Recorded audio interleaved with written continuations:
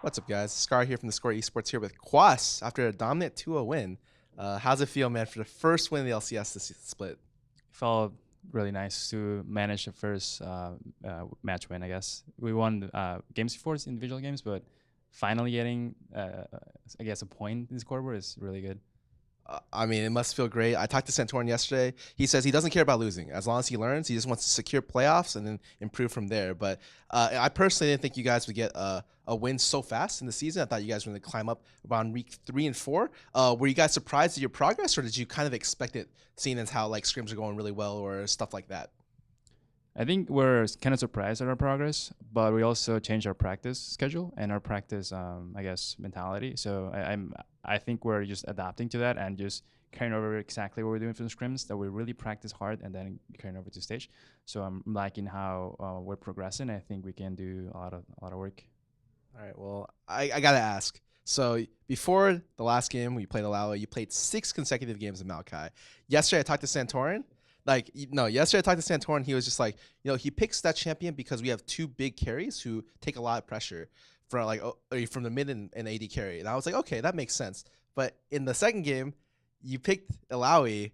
Was this all an elaborate bait? Were you trying to set up the Maokai Illaoi matchup? Because I've heard very good things about that matchup. And was it strange because also in that situation, you were giving a lot of jungle pressure, but you guys also picked Vayne, which needs a lot of jungle pressure. So what exactly was like your idea in the draft, and was that just something that you had pre-planned in advance?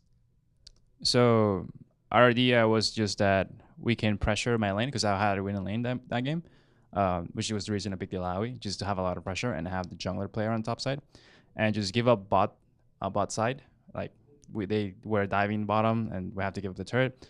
But as long as I got strong enough to take turrets and roam and help the team, then that would give time for Vayne to farm up anyway.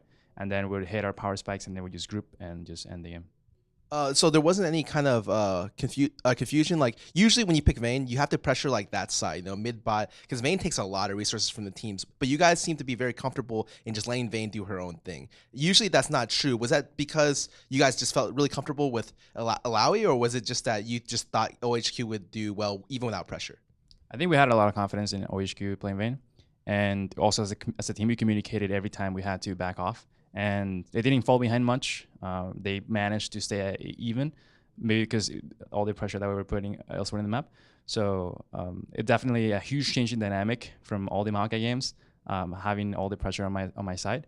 But I like that we can do that stuff, that we can play appealing game with Maokai, and then we can play like a top pressure game. So it was a really big win for me, and yeah, we're liking it.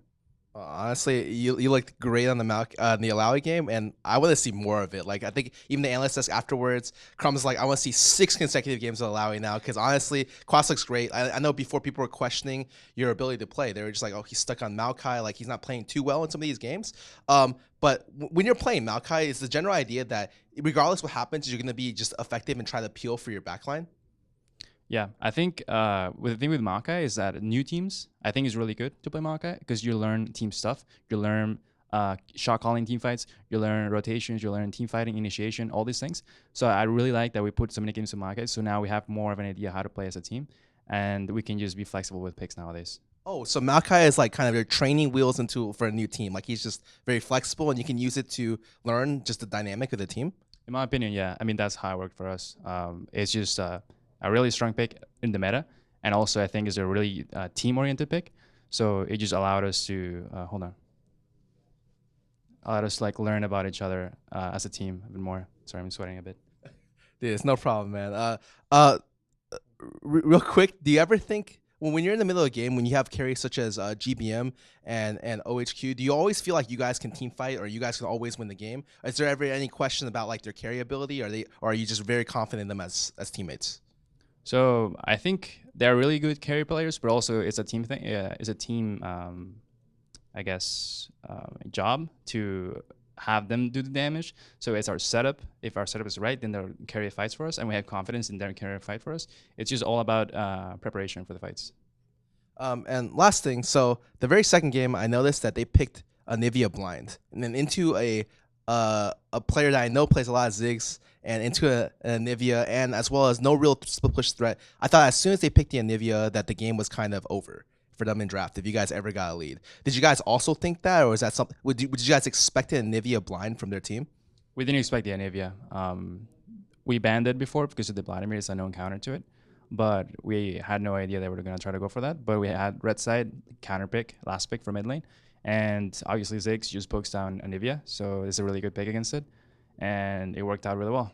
So every time you try to siege down, there's a satchel bomb trying to stop her ulti and just poke overall was really good against it.